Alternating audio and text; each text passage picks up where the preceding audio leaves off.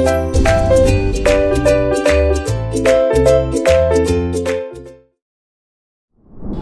selamat siang semuanya. Puji Tuhan, kita di hari ini kita diberikan kesehatan, kita bisa kembali berkumpul untuk melakukan berdiskusi perihal ekonomi makro yang akan sama-sama kita bahas. Di kami dari kelompok 5 akan menyampaikan terkait dengan konsep pasar uang dan kurva LM itu apa. Dimana izinkan saya memperkenalkan diri, nama saya Franciscus Xaverius Nanasutono, dengan ada 5 anggota tim kami yang lainnya. Ada Marta Chandra Puspita, Muhammad Nur Krisnajaya, kemudian Surur Setiawan, Putri Talita, dan Aris Purnama. Total ada 6 tim yang akan menyampaikan terkait dengan konsep pasar uang dan kurva LM ini. Baik, dalam pokok bahasan pasar uang dan kurva LM ini kita akan membagi dalam 5 konsep gitu ya, 5 pemaparan. Yang pertama kita akan berdiskusi terkait dengan apa itu konsep pasar uang dan kurva LM itu sendiri. Yang kedua, faktor-faktor apa yang mempengaruhi terkait dengan kecenderungan dari kurva LM ini. Yang ketiga, kita akan bicara teori permintaan uang, kemudian penawaran uang, dan pergerakan serta pergeseran dari kurva LM. Apa itu konsep pasar uang? Pasar uang adalah tempat bertemunya antara permintaan uang dan penawaran uang. Itu disebut dengan pasar uang. Sedangkan kurva LM adalah keseimbangan pasar uang itu tercapai apabila antara permintaan uang dengan penawaran uang itu dianggap seimbang. Sama dengan money demand, sama dengan money supply-nya. Dimana itu yang akan membentuk yang namanya kurva LM atau likuiditas money. Dimana 2 poin penting dalam kurva LM. Yang pertama, adanya keseimbangan antara permintaan dan penawaran. Komponen di dalamnya terdiri dari tingkat bunga dan pendapatan nasional, di mana pendapatan nasional itu pada kurva Y, kemudian kurva X kita bicara terkait dengan tingkat bunga yang ada. Seperti yang kita lihat pada bentuk kurva LM saat ini, di mana ini terjadi keseimbangan antara tingkat bunga dengan pendapatan nasional, di mana bentuk kurva ini mengarah ke samping yang memiliki arti kemiringan yang positif atau upward. Artinya semakin tinggi pendapatan nasional suatu negara, maka semakin tinggi pula tingkat suku bunga. Sebagai contoh, kita bisa lihat pada gambar kurva, saat tingkat bunga di angka 30%, pendapatan nasional kita di angka 960. Kemudian saat bunga di angka 50%, pendapatan nasional di angka 1360. Ya, mengikuti persamaan yang ada gitu ya, di mana MD itu sama dengan MS. Artinya sama-sama melakukan kenaikan. Permintaan dan penawaran mengalami kenaikan, sehingga ini disebut dengan bentuk kurva yang memiliki kemiringan kecenderungan ke arah yang positif. Baik, setelah kita tahu apa itu pasar uang, bagaimana apa itu kurva LM atau kurva likuiditas money ya, di mana itu adalah faktor keseimbangan antara permintaan dan penawaran. Kemudian apa saja sebenarnya yang mempengaruhi dari kurva LM ini sendiri? Yang pertama tentunya adalah terkait dengan jumlah uang yang beredar. Ya, peredaran uang nanti akan kita bahas detail ya, karena bicara peredaran uang ini menjadi hak otonom dari bank sentral suatu negara. Kalau di Indonesia kita bicara Bank Indonesia gitu, nanti komponen apa saja yang mempengaruhi dari hal itu akan kita bahas lebih lanjut. Yang kedua tentunya adalah jumlah uang yang diminta untuk spekulasi otonom ya. Yang ketiga kita bicara terkait dengan kepekaan permintaan uang untuk transaksi dan berjaga-jaga. Kemudian yang keempat itu bicara terkait dengan kepekaan permintaan uang untuk spekulasi terhadap suku bunga. 2 poin di bawah, poin 3 dan 4 ini akan kita bahas lebih detail terkait dengan teori dari permintaan uang menurut hukum Keynes. Nanti akan kita detailkan setelah hal ini. Nah, jadi ada 4 faktor gitu ya. Kita sudah pahami bahwasanya hal-hal apa sih yang mempengaruhi terkait dengan kurva LM. Nah, tadi kita sebutkan poin 3 dan 4 bicara terkait dengan transaksi, jaga-jaga, kemudian spekulasi itu ada di teori permintaan uang Keynes gitu. Nah, itu apa saja poin-poinnya? Karena memang 3 motif tadi ya, 3 motif tadi yang menjadi 3 motif masyarakat dalam memegang uang, yaitu untuk bertransaksi, untuk berjaga-jaga, dan spekulasi. Apa itu bertransaksi? Bertransaksi sangat erat kaitannya dengan pendapatan nasional tentunya.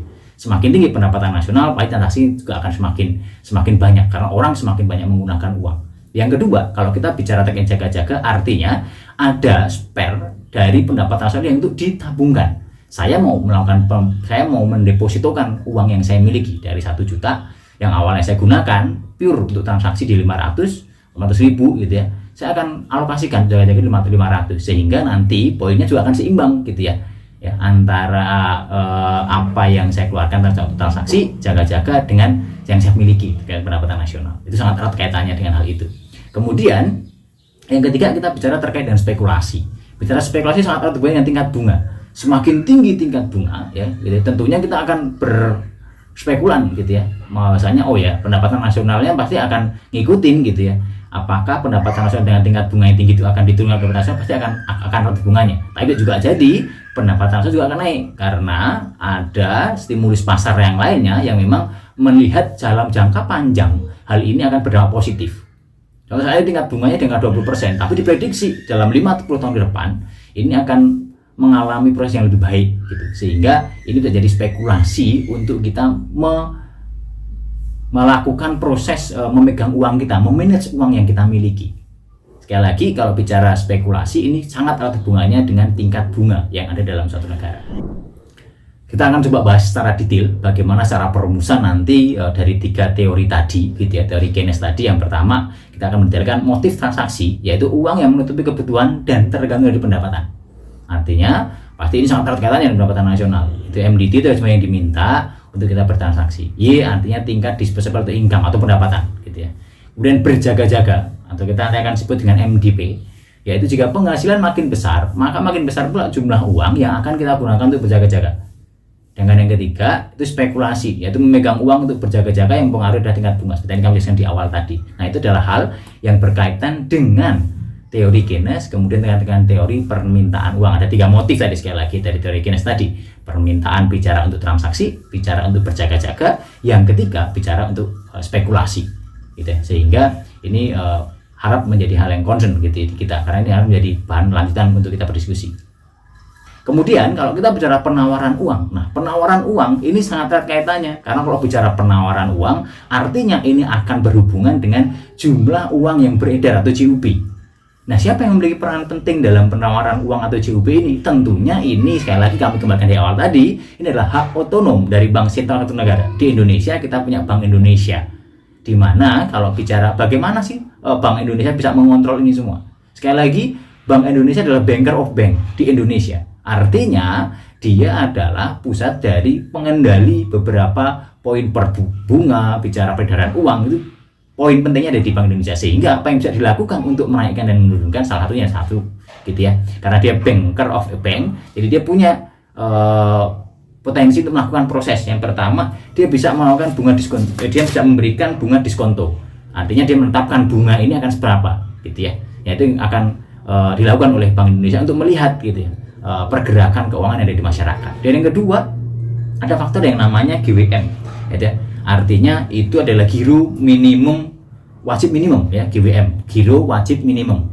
Artinya biasanya BI itu akan menentukan ya, karena yang akan berhubungan dengan masyarakat itu adalah bank komersial, di mana dia akan menetapkan dari 100% uang yang diedarkan oleh bank komersial, berapa persen sih yang harus disisakan di Bank Indonesia. Ketetapan yang menetapkan adalah BI, 10%, 20%, 30%. Itu akan mempengaruhi tingkat penawaran uang. Jumlah uang yang beredar, JUB-nya akan mempengaruhi. Semakin tinggi giro yang harus ditahan di BI, tentunya pasti akan lebih kecil uang yang akan beredar di masyarakat.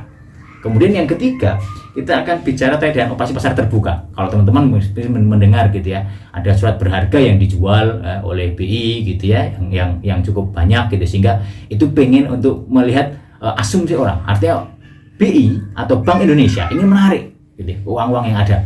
Dengan cara apa? Menjual surat. Beda halnya dengan dia membeli surat berharga. Yang tadinya dijual, dia beli lagi. Artinya ada uang yang dikeluarkan. Jumlah uang yang beredar artinya tambah banyak. Nah, itulah cara untuk penawaran uang ini bisa melakukan proses fluktuasi di dalam prosesnya. Nah, karena memang ini otonom dari Bank Indonesia.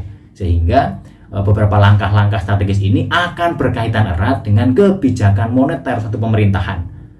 Bagaimana dia akan meningkatkan, apakah ini akan bicara kebijakan inflasi, deflasi yang dilakukan di satu negara. Nah, itu tergantung pada kebijakan moneter yang akan ditetapkan melalui proses manajerial dari penawaran uang ini berdasarkan dari jumlah uang yang beredar di masyarakat.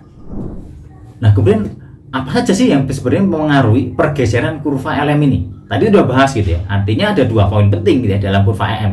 Kurva LM ini bicara terkait dengan keseimbangan permintaan uang dengan penawaran uang. Artinya yang sangat akan mempengaruhi ya 2 poin ini. Apabila ada perubahan yang secara signifikan kayak terjadi pada permintaan uang di masyarakat dan atau penawaran uang, ini tentunya akan berdampak. Contoh permintaan uang saat ini. Kalau tadi kita bicara untuk bertransaksi itu erat katanya dengan pendapatan. Di tahun 2020, 2021 kita sungguh luar biasa terserang terkait dengan proses COVID gitu ya, corona yang melanda di seluruh dunia, sehingga pendapatan pun turun, sehingga proses transaksi yang dilakukan masyarakat pun juga akan turun, gitu ya. Sehingga ini menjadi concern kita. Kalau kita bicara terkait dengan apa sih faktor penawaran yang bisa berdampak, tadi saya sampaikan, Bank Indonesia memiliki otoritas untuk melakukan proses-proses otonom di dalamnya, mencetak uang, menarik uang, menetapkan GWM, menetapkan bunga diskonto, melakukan operasi terbuka, gitu ya. Nah ini akan berdampak. Nah hal-hal ini tentunya sangat erat kaitannya tadi saya sampaikan dengan kebijakan moneter dalam suatu negara itu, gitu ya. Tentunya ini akan menggeser gitu ya.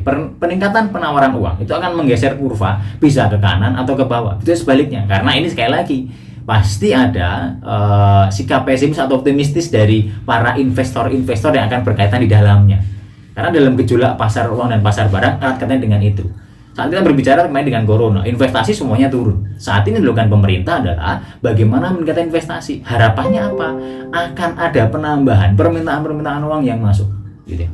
Masyarakat Indonesia dihimbau untuk menggunakan saat ini Bank Indonesia lagi gencar-gencarnya mengkampanyekan menggunakan mata uang rupiah dalam bertransaksi. Harapannya apa? Supaya pendapatan lebih naik, lebih tinggi, sehingga nanti itu pendapatan akan lebih tinggi, bunga-bunga pun bisa ditekan, gitu ya. Nah, ini adalah contoh pergeseran kurva dari likuiditas money yang terjadi. Sekali lagi, kunci pentingnya adalah apabila terjadi hal yang signifikan berubah antara permintaan uang dan penawaran uang, ini akan berpengaruh besar dalam pergeseran kurva LM itu sendiri. Nah, terus bagaimana aplikasinya dari beberapa contoh-contoh soal yang bisa kita lihat. Nah, karena kita sudah bicara terkait dengan sebelumnya kita bicara dengan pasar barang atau IS, kita mendengarnya kurva IS, kemudian ada pasar uang yang tadi barusan kita sama-sama berdiskusi, gitu ya. Nah, atau kita bisa mendengarkan dengan kurva LM atau liquidity money. Nah, kita akan sama berbelajar di situ. Bagaimana mengimplementasikan ini terhadap beberapa aplikasi soal-soal yang mau kita akan sama-sama lihat.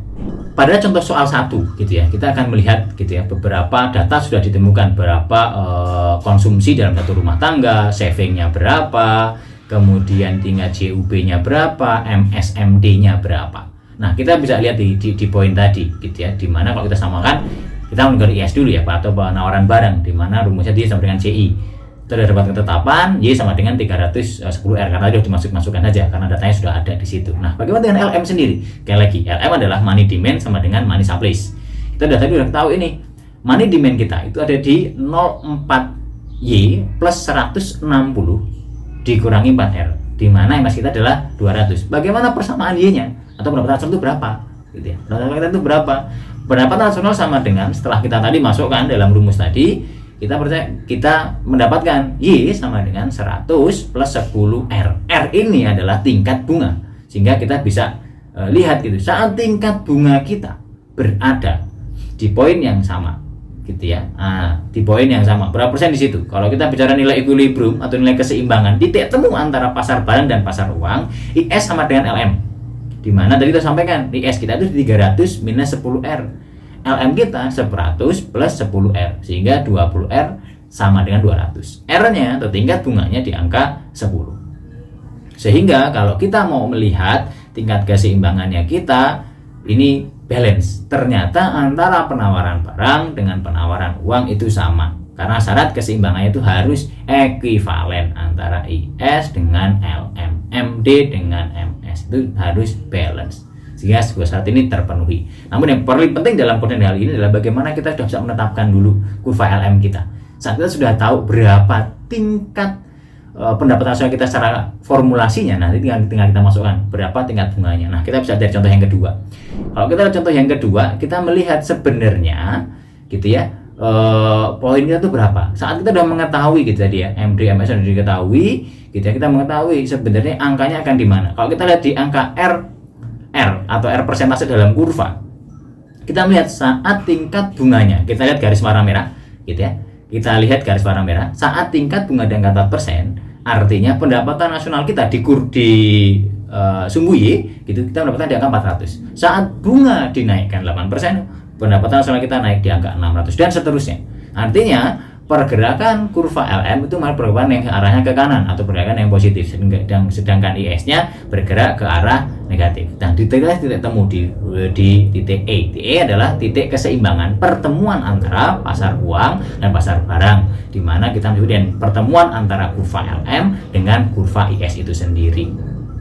Nah, dengan contoh yang terakhir kita akan melihat gitu ya, progresif tingkat apakah benar suatu negara perekonomian terjadi apabila tingkat bunga itu naik, otomatis pendapatan nasional itu naik. Nah, terbukti dengan tadi kita sudah tahu ya rumus tadi apa, MD dengan MS kita sudah formulasikan sehingga ketemu dalam soal ini bahwasanya tingkat pendapatan atau Y itu sama dengan 800 plus 2000 R. Kita tahu progres dari tingkat bunga yang ada, di mana tingkat bunga itu ada 5% sampai dengan 15%. Kalau 5% berapa tingkat pendapatan nasional kita? Saat di 5% pendapatan nasional kita di angka 900. Kemudian saat bunga itu di angka 15%, pendapatan nasional kita di angka 1100. Sehingga kurva mengarah ke kurva positif gitu, atau upward, ke arah ke kanan ya, ke arah positif. Nah, itulah yang dinamakan dengan pergerakan kurva LM.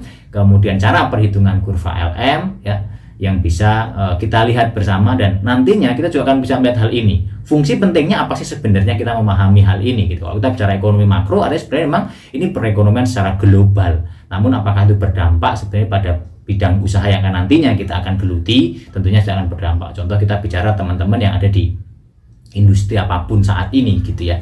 Saat memang pendapatan nasional benar-benar turun gitu ya, apa yang dilakukan upaya pemerintah adalah menurunkan tingkat bunga sekecil-kecilnya. Kalau kita bicara sekarang untuk meningkatkan pembelian orang di mobil, PPNBM dihilangkan, bunganya 0%, semua orang bisa membeli mobil. Kemudian beberapa bunga KPR diturunkan ya, dari bicara bunga diskonto yang dikeluarkan oleh BI. Itu adalah upaya-upaya sebenarnya dari hal ini. Supaya apa? Supaya antara penawaran uang dan permintaan barang itu seimbang, antara pasar barang dan pasar uang itu seimbang. Nah, itulah konsep kenapa kita wajib tahu terkait dengan pasar uang, pasar barang, apa itu kurva IS, apa itu kurva LM. Sehingga dalam aplikasinya nanti di setiap pekerjaan yang kita lalui, kita bisa membuat itu menjadi satu gambaran. Oh iya, ini sekarang terjadi apa di sekitar kita. Ini akan berdampak apa pada keuangan di perusahaan saya atau tempat saya bekerja. Nah, ini akan bermanfaat untuk hal itu. Mungkin itu yang bisa kami jelaskan dari kelompok 5. Apabila ada yang kurang berkenan, kami mohon maaf. Setiap masukan itu menjadi hal yang baik bagi kami. Kami sangat terbuka untuk hal itu. Salam sehat semuanya. Kita bisa ketemu di lain waktu. Terima kasih. Salam sehat.